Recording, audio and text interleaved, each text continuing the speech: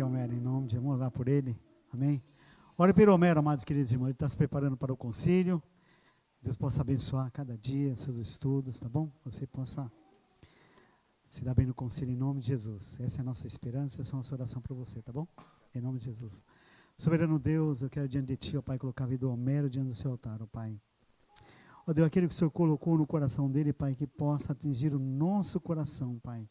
Como uma flecha incendiada, nós possamos aqui sair transformado e renovado pela Tua palavra, Pai. Abençoa o seu servo, abençoa a sua família, em nome de Jesus. Amém.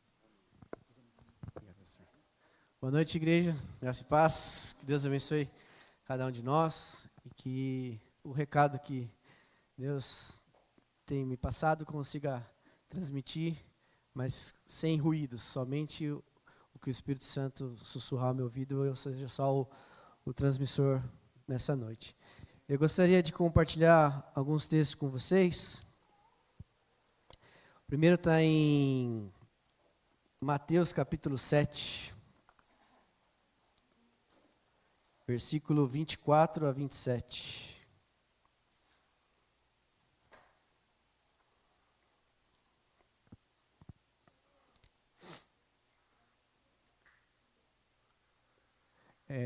Eu vou ler na NVI. Você tem aí, Gabi?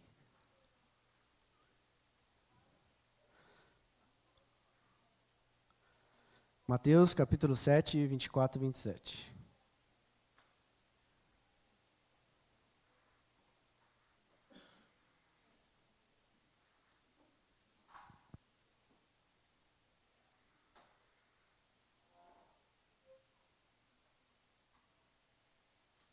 Obrigado.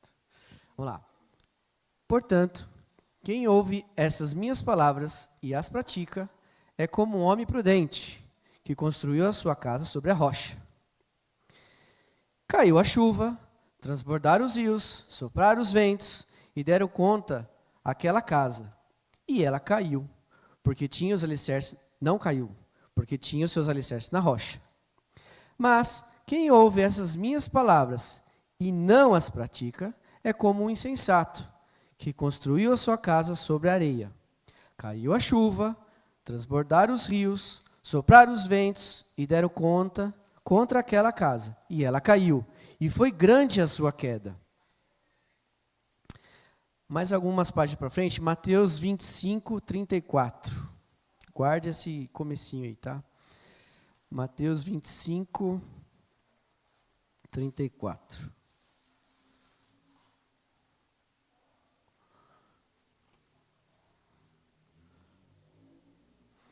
Diz assim: todas as nações serão reunidas diante dele, e ele separará uma das outras, como o pastor separa as ovelhas dos bodes. E colocará as ovelhas à sua direita e os bodes à sua esquerda. Então o rei dirá aos que estiverem à sua direita: venham, bendito do meu Pai, receba como herança o reino que lhes foi preparado desde a criação do mundo. Pois eu tive fome, e vocês me deram de comer. Tive sede, e vocês me deram de beber. Fui estrangeiro, e vocês me acolheram. Necessitei de roupas, e vocês me vestiram. Estive enfermo, e vocês cuidaram de mim. Estive preso, e vocês me visitaram. Então os justos lhe responderão: Senhor, quando te vimos com fome e te demos de comer, ou com sede e te demos de beber? Quando te vimos como estrangeiro e te acolhemos, ou necessitando de roupas e te vestimos? Quando te vimos enfermo ou preso e fomos te visitar? O rei responderá: digo-lhes a verdade. O que vocês fizeram a algum dos meus menores irmãos, a mim o fizeram. E só para concluir o texto aqui, Isaías 58, 6. Algumas páginas lá do Velho Testamento, só para juntar as duas pontas. Isaías 58, versículos 6 a 9.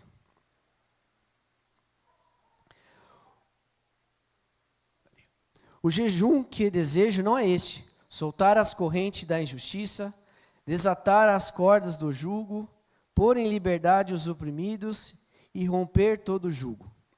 Não é partilhar a sua comida com o faminto, abrigar o pobre desamparado, vestir o nu que você encontrou, não recusar ajuda ao próximo? Aí sim, a sua luz irromperá como a alvorada, e prontamente surgirá a sua cura, e a sua retidão irá diante de você, e a glória do Senhor estará na sua retaguarda. Aí sim, você clamará ao Senhor, Ele responderá, você gritará por socorro, e Ele dirá, estou aqui. Se você eliminar o seu meio, o jugo opressor, o dedo acusador e a falsidade do falar. Querido e amado Deus, te peço sabedoria para conduzir a tua palavra aqui aos meus irmãos, Senhor, a começar de mim. Esvazia o meu eu, enche da tua alegria, da tua paz, da tua bondade, da fidelidade, que eu consiga pôr em prática o que o Senhor tem nos ensinado, Senhor. Que os sussurros que o Espírito Santo tem passado, juntamente com a sabedoria e leitura da tua palavra, possa transformar o meu viver e eu colocar o Senhor em primeiro lugar em tudo que estiver no meu alcance, na minha vida, em prioridade com a tua vontade, Senhor. Em nome de Jesus, amém. Então são textos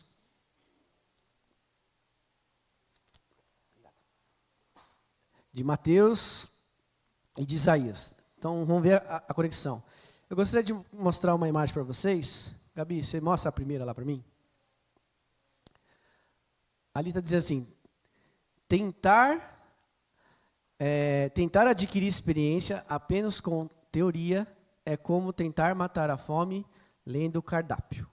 Aí ele está lendo um livro chamado Como Observar os Pássaros. Mostra a outra lá. É a mesma frase, mas aí ele está, de fato, tentando comer o cardápio. E a terceira, conhecimento é saber que tomate é uma fruta. Sabedoria é não colocar tomate na salada de fruta. Então, essas três imagens poderão me ajudar bastante aqui no decor dessas histórias. Às vezes, uma imagem fala mais que mil palavras, então eu usei esse recurso para me ajudar. Então, ali, voltando para Mateus 7. Portanto, quem ouve as minhas palavras e as pratica é como um homem prudente, que colocou a sua casa sobre a rocha. O que é a rocha? Em Salmos 18 fala, né? O Senhor é a minha rocha, a minha fortaleza, o meu libertador, o meu Deus, o meu rochedo, em quem me refugio. Ele é o escudo, o poder que me salva, a minha torre alta. Então, o homem prudente é aquele homem que coloca a sua confiança em Deus, no Senhor. E também em Coríntios, capítulo 10, versículo 4, fala assim, que todos beberão de uma mesma bebida espiritual, porque bebiam da pedra espiritual que os seguiam, e a pedra era Cristo. Então, para não ter dúvidas de nada do que essa rocha, esses alicerces, são Cristo. Se nós colocarmos a nossa vida na confiança e sermos homens prudentes, porque nós estamos confiando no melhor alicerce do mundo, na melhor segurança, na torre forte, na torre que nos protege, essa segurança que nos faz sermos prudentes nesse sentido. Porém, vocês perceberam que o versículo continua, né? Caiu a chuva. O que são as chuvas? As tempestades representam as provações. Noemi contou bastante aqui experiências bem delicadas, situações difíceis de saúde, de emprego, de dificuldade emocionais, enfim. A chuva cai para todos, não só para os maus, cai para os bonzinhos também. Porém, essas tempestades, essas provações, esses desafios, essas dificuldades inevitáveis da vida, cai na casa do justo. Cai para o cara que é bonzinho, que segue os mandamentos, tudo certinho. Mas o que acontece? Não vai cair a casa dele, porque ele colocou ali nos alicerces, no que pode de fato segurar. Mas a história também continua. Mas quem ouve as minhas palavras e não as pratica, é como um insensato, que construiu a sua casa sobre a areia. Não sei quantos de vocês brincaram já. Toda vez que eu vou lá na praia com as crianças, eu me divirto mais que eles, eu acho. Volto bem sujo lá, com os baldinhos lá, mergulhando na areia para montar o castelo, os túneis, enfim. Mas sempre vem a onda, eu tento ir mais para longe para usar um pouco, mas não tem jeito. No fim do dia, o meu castelinho vai pro água abaixo. Ou então as crianças põem um pouquinho mais de água que devia e acaba caindo a minha brincadeira ali.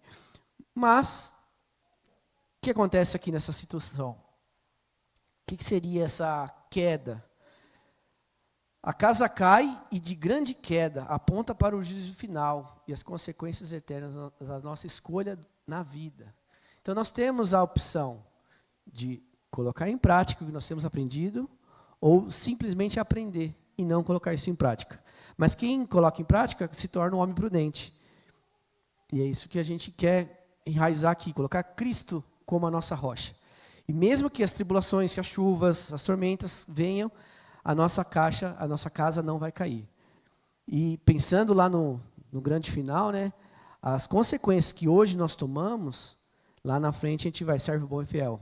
Entra aqui, ó, servo prudente. Porque isso ele fala lá em Mateus 25. Ele está agora comparando. Aqui ele falou o homem prudente e o insensato. Em Mateus ele fala ovelhas e bodes. As ovelhas obedeceram, colocaram em prática, foram humildes, sem buscar o reconhecimento ou recompensa. E o prêmio delas foi, receberam como herança o reino que lhes foi preparado. E o bode? Infelizmente ele foi injusto, desobediente, foi omisso, fez indiferença e não foi acolhido no reino de Deus. É isso que esse texto fala.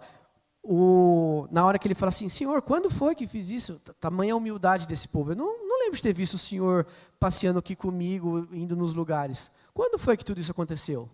E ele responde, toda vez que vocês fizeram a um dos meus menores irmãos, a mim vocês fizeram.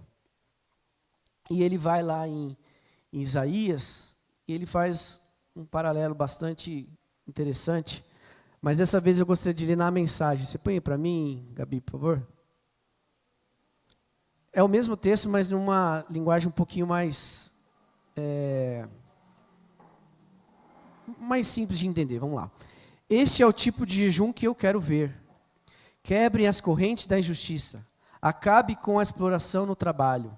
Liberte os presos. Cancelem as dívidas. O que eu espero que façam é: repartam comida com os famintos, convidem os desabrigados para casa, coloquem roupa nos maltrapilhos, que tremem de frio, estejam disponíveis para a sua família. Façam isso e as luzes se acenderão. A sua vida será mudada na hora. A sua justiça irá pavimentar o seu caminho. O Eterno de glória vai garantir a sua passagem. Então quando vocês orarem, o Eterno responderá. Vocês clamarão por ajuda e eu direi, aqui estou. Então, quando eu li esse texto na mensagem a primeira vez, eu falei, nossa, eu nunca tinha reparado nesses detalhes, né? Um pouquinho antes, Isaías está falando que o pessoal fazia um jejum lá, mas vocês estão fazendo jejum, mas estão esquecendo outra parte. Falou assim, ok, é importante vocês abrir mão da alimentação, tudo, mas o que eu quero é algo a mais. Não é simplesmente criar uma rotina, uma disciplina, uma conduta. Eu quero que vocês, além disso, vocês vivam esse tipo de jejum. Que vocês quebrem as correntes da injustiça, que acabem com a exploração, que chamem as pessoas, um maltrapilho para ir na sua casa. São coisas totalmente opostas do que a sociedade prega, que a gente acaba ouvindo e fazendo. Mas é nessas horas que você está convidando Jesus para entrar na sua casa, é a hora que você dá um abraço em Jesus, porque toda vez que vocês fizerem a um dos meus pequeninos, é a Jesus que você está servindo, né? E a hora que você está ali servindo, os dons e talentos que Ele te deu, a pessoas que provavelmente não vão poder te retribuir, aí sim a gente está vivendo o reino aqui na terra, desde já, indo totalmente contra o paradoxo da vida, né? Buscar as famas, não, você está indo para um caminho bem diferente. Mas a parte boa é que nesses caminhos ali, Deus nos dá uma grande esperança. E qual que é o grande ponto que ele coloca aqui, né? A prática das nossas ações, né? A justiça e a misericórdia. Nós vemos um chamado para a responsabilidade social, o amor ao próximo, a importância de agir com compaixão, integridade e justiça. Essas coisas são a expressão direta do serviço a Deus e tem um grande valor espiritual, trazendo bênção a uma relação mais profunda com o Criador. E para colocar ali o tema, né, que a gente entende, qual que é a parte da fé. Tem vários textos que falam, né, a fé sem obra é morta. Então, o fato de você ali servir a uma pessoa perante a sociedade rejeitada, opa, você está pondo a tua fé em prática. Você está colocando o que o coração enxerga, e ali você está, de fato, concretizando a tua fé. Você está colocando a tua fé validada. Abraão, quando foi levar Isaac, validou a fé. Quando ele levou, na hora do sacrifício, eu vi que a sua fé é verdadeira. Mas tem que ter a ação, tem que ter a prática. Porque senão a gente não está sendo homem prudente, nós estamos sendo insensatos. E o arrependimento verdadeiro, né? Assim como tanto em Mateus, Jesus ensina o verdadeiro arrependimento. E não apenas reconhecer os erros, mas mudar a nossa atitude, mudar a forma de como viver. E em os ensinamentos de Deus, há uma base sólida que resiste às dificuldades. Porque a chuva vai vir, a tempestade vai vir, o barquinho vai balançar, pode ser que você até caia. No texto lá da música, ele cantou, né? Pedro teve medo e afundou, mas vem a mão e vai te erguer. Mas ali, na hora que ele estava com fé, ele estava andando sobre as águas. É uma coisa que a física não explica. Mas ele estava andando em uma superfície que não tem como aguentar. Nem era um mar morto ali. Por mais que ele tenha bastante sal, alguns conseguem boiar de um jeito diferente, mas ele está falando andar sobre as águas. Então a fé, ela é uma coisa muito além que os nossos olhos podem entender. Mas ele precisa de uma prática, uma ação. E aqui o texto que a gente está estudando junto é quais práticas eu posso fazer que o mundo às vezes não dá bola, mas é um caminhão cheio de acertar a vontade de Deus. É tipo a oração que você faz que Deus vai responder com grande alegria. Pode ir por esse caminho que está certo. Aqui eu vou te ajudar. Aqui eu vou te seguir porque você está pedindo justiça. Você está pedindo matar a fome do que tem fome. Matar o frio daquele que está tremendo. Você visitar o que está enfermo. Você ajudar. É um caminho que não tem glamour, não tem honra, não tem nada. Então vai por aqui que você vai responder sim para a sua resposta. Tem a resposta do sim, não espere. Muitas vezes a gente pede alguma coisa que a gente não sabe lá na frente, mas às vezes esse sim nos separaria um pouco de Deus. E o espera, a gente fica ali esperando por uma coisa por tanto tempo, e tem o não, que de fato, realmente isso aqui vai tirar a prioridade de Deus e não é o que Ele quer. Mas o sim, com certeza, é uma resposta que o Espírito Santo sussurrou no teu ouvido, falou, pode pedir isso aqui que é certeza que Ele vai te responder. A justiça, você está comprando uma briga importante, porque ninguém vai comprar essa briga. Então, ele está fortalecendo isso. E o amor de Deus em ação, né? Como em Isaías e em Mateus, mostrar o amor que deve refletir em ações concretas. Alimentar os famintos, vestir os necessitados, cuidar dos enfermos, são maneiras práticas de mostrar esse amor.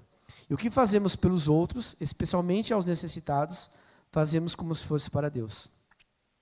E, terceiro ponto aqui que eu gostaria de destacar, ele fala, a vida de fé e ação não é somente em palavras. Não adianta, como a fotinho lá mostrou, matar a sua fome lendo o cardápio. Ou seja, você conhece a Bíblia, mas sem praticar o que ela ensina, infelizmente, a gente está sendo insensato. Vale mais a pena nós lermos pequenos textos e conseguir colocar em prática do que ler o manual inteiro, do cardápio inteiro, tentando matar a fome que não vai matar a fome. É na hora que a gente mata a fome, na hora que a gente, de fato, coloca a nossa fé em ação, coloca em prática e começa a fazer o que Deus nos pediu. Deus não quer sacrifício. Ele quer o que de nós? Obediência. E muitas das vezes nós vamos para o caminho do sacrifício. Ah, vou fazer isso, vou fazer aquilo outro. Mas será que isso é o que Deus te pediu? Deus pediu coisas... Eu vou falar aqui, talvez... não querendo minimizar os desafios, mas são coisas, às vezes, simples de ser entendidas, talvez não simples de fazer. Vai para tal lugar, faça tal coisa. O código é, mas ele não vai falar o como, ele vai falar a função. Para Abraão ele falou, vai para a terra, mas para onde? Eu te mostrarei no caminho. O comando foi, larga tudo e vai. Então, ele tem seguido dessa forma. Ele quer a nossa obediência.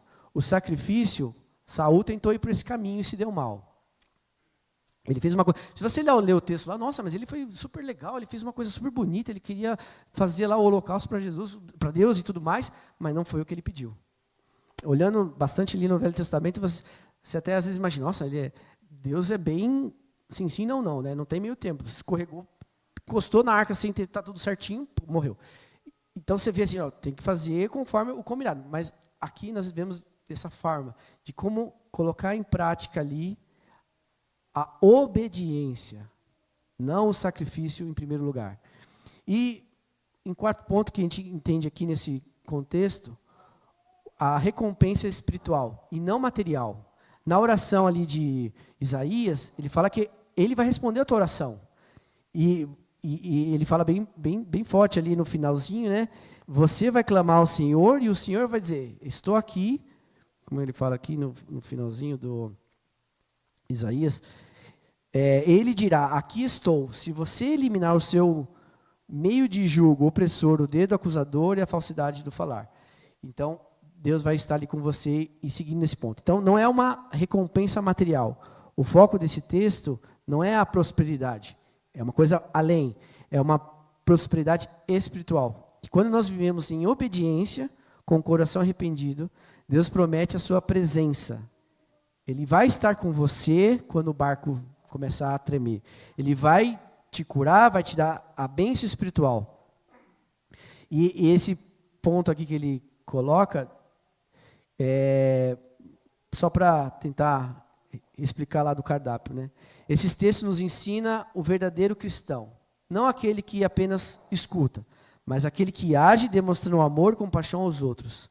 Devemos viver com arrependimento sincero, praticando a justiça, ajudando os necessitados, pois é assim que expressamos o amor de Deus.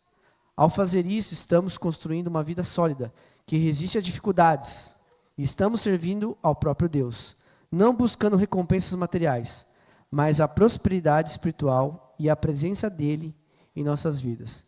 Então, para concluir, eu gostaria de abrir só mais 2 versículos, em Mateus capítulo 5. Mateus capítulo 7 está dentro do Sermão do Monte, e o 5 é o comecinho dele. Ele fala, eu gostaria de ler 2 versículos que eu acho que conclui bem aqui o nosso entendimento. Mateus 5, versículo 6 e o 10.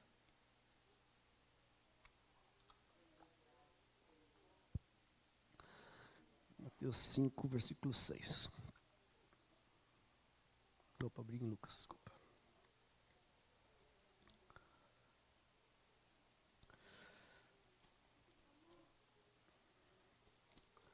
É um texto também bem conhecido, as bem-aventuranças, né? Bem-aventurado os que têm fome e sede de justiça, pois serão satisfeitos. Aqui é a ligação que eu queria fazer lá com aquele... Você está matando a tua fome, mas não é ler no cardápio. E ele fala ali, né? Fome e sede de justiça, pois serão satisfeitos. O que eu entendi foi, se você for para aquele caminho de dar roupa aos necessitados, dar comida para os que têm fome, vestir os que estão doentes, presos, você está buscando a justiça, você está pagando o preço por defender uma pessoa que não consegue, o texto fala, vocês serão satisfeitos. De que jeito? Ele compara com a fome e a sede. Acabei de tomar um gole de água aqui, acredito que muitos ficaram com sede por causa disso. Mas imagine aquela sede, num calor trincando ali, você bebe aquele gole que desce, super gostoso, aliviante.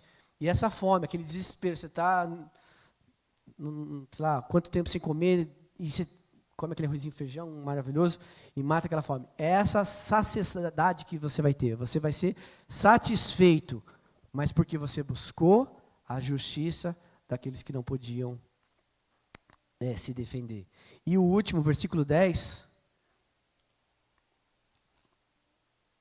Bem-aventurado os perseguidos por causa da justiça, pois deles é o reino dos céus. Bem-aventurado é feliz aquele. Então, feliz aquele que é perseguido por causa da justiça, que pagou o preço daquele menor, aquele irmãozinho, meus menores irmãos, como ele fala aqui em Mateus. Quando você busca a justiça por eles, se você é perseguido por fazer o que é certo, pagar o preço, não importa as consequências, e você está ali disposto a viver essa justiça, a tua recompensa é o reino dos céus. É o caminho diferente, mas é a obediência. Não é o glamour, é o que Deus está nos pedindo ali. Às vezes parece óbvio, mas a gente acaba não se atentando a esses detalhes. Que prazer imenso é passar por uma perseguição. A Noemi acabou de falar ali, duas partes bem completas. Obrigado, Senhor, porque eu perdi emprego. Obrigado, Senhor, porque bateu o carro. Obrigado. Por que obrigado por coisa ruim acontecer na minha vida? Porque eu vou ser consolado, porque eu vou ser amparado, porque não é isso que vai me matar, não é isso que vai me deixar chateado. Vou passar por um momento difícil, a chuva vai cair, a tempestade vai vir, o barquinho vai balançar, mas eu não vou me abalar, porque Deus está dentro com você no barco, está com você em qualquer situação. Coisas ruins acontecem o tempo todo. A gente acha que é ruim. José foi preso, fazendo tudo certo. E Deus tinha um propósito gigantesco na prisão lá para ele. E os irmãos ali pensam, pô, eu sacaneei meu irmão. E José fala para os irmãos, não foi você. Era um plano maior. Graças a eu ter vindo aqui na frente, eu estou trazendo comida para vocês e libertando vocês aqui para a nossa família dar continuidade. Então, às vezes, a gente não entende o que está acontecendo. Ah, mas é ruim. Será que é ruim? O ruim, eu entendo, é não fazer a vontade de Deus. É o desobedecer o que Deus te mandou. Isso eu entendo que é ruim. A chuva cair, sei lá, emprego, coisas são muito complicadas.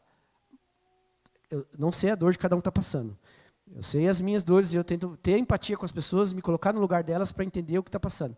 Mas isso, às vezes, é uma fase, é um período. Não é a reta final. E, às vezes, nesse tempo todo, tudo tem um lado bom da coisa. Quando você está ali, você pode visitar mais pessoas, você pode fazer outras coisas diferentes que você não fazia, você pode ter um tempo de qualidade melhor com seus filhos. Enfim, pode acontecer um monte de coisa. Usar o desfrute do que Deus nos deu o tempo todo. Então, às vezes acontecem situações delicadas, de hospital, enfim, enfermidade, não tem o que fazer. Mas, por exemplo, até o caso do pastor Jonas, né? Quantos anos nós oramos ali para uma saúde, uma cura, e a solução foi totalmente diferente. Só anos depois, e se ele tivesse sido operado lá? Ia ser em vão. A gente falou sobre isso bastante, né? A gente queria, mas será que isso era o certo? Não teria sido. Descobriu que era pelo ouvido, e daí curou e resolveu, e a gente não entende nada. A gente é muito pequeno no plano de Deus, mas obedece. Ah, não deu certo a cirurgia, você fica super nervoso, super chateado, mas é a vontade de Deus, e Deus faz tudo perfeito. Ele nos usa, mesmo nós sendo os pecadores, errando constantemente, mas nós estamos em tratamento. Digo por mim, um dia após o outro. Hoje eu consegui vencer essa batalha, melhorei um pouquinho mais nisso, melhorei um pouquinho mais disso. E uma busca constante. Deus quer a nossa evolução. Quanto mais Ele, menos eu. Quanto mais Ele, mais amor, compartilhar. E meu objetivo é não matar a minha fome apenas lendo o manual. Importantíssimo ler o manual, ler a Bíblia todos os dias, graças a Deus. Mas o mais importante que Ele está colocando aqui é para pôr em prática. Porque a nossa fome vai ser saciada. Porque quando a gente busca a justiça. E nós seremos perseguidos, mesmo fazendo a coisa certa. Quantas pessoas estão passando por dificuldade por pagar o preço de levar a Cristo? Não sei quantos de vocês viram aquele filme. É o mesmo filme do livro lá, qual é o nome? Não. Calma. Vida com Propósito. Não tem nada a ver com o livro do Rick Warren. É a menina que estava nos Estados Unidos quando teve aquele atentado. Não sei quantos já assistiram esse filme. Ele mostra a menina, a visão da menina, durante algumas semanas antes daquele atentado nos Estados Unidos, acho que 2008, que veio dois meninos e botaram bombas na escola. Veio aqui para o Brasil, acho que vocês devem lembrar dessa cena, né? E ele conta esse filme baseado na história dessa menina, que de fato morreu muito cedo, mas ela viveu o propósito. Então, ela foi perseguida, ela foi bulinada ali na escola por muitos motivos, mas eu entendo que ela buscou uma justiça. E eu tenho certeza que o reino dos céus foi selado ali na vida dela. Não só a dela, mas, em nome de Jesus, que sejamos de cada um de nós, que colocamos em prática, que pagamos o preço, que buscamos justiça, que queremos, de fato, colocar em prática a obediência que Deus nos tem pedido. Que Deus abençoe cada um de vocês. Querido e amado Deus, agradeço pelo privilégio, Senhor, de estar com o Senhor dia após dia, um passo de cada vez. Aumenta a minha fé, aumenta a minha prática, a sabedoria com visão, Senhor, para aplicar o que o Senhor tem falado todo o tempo. E que eu limpe o meu ouvido para ouvir o teu sussurro, Senhor. E eu coloque em prática o que o Senhor tem falado. Que eu consiga realmente ir na contramão do mundo. Colocar o Senhor em primeiro lugar e a sua justiça, porque o resto vai ser acrescentado, Senhor. É isso que eu quero. E ajude, Senhor, dia após dia buscar o Senhor com alegria, porque o Senhor é bom. O Senhor sempre nos ouve. E o Senhor nos dá a oportunidade de te obedecer. Em nome de Jesus. Amém.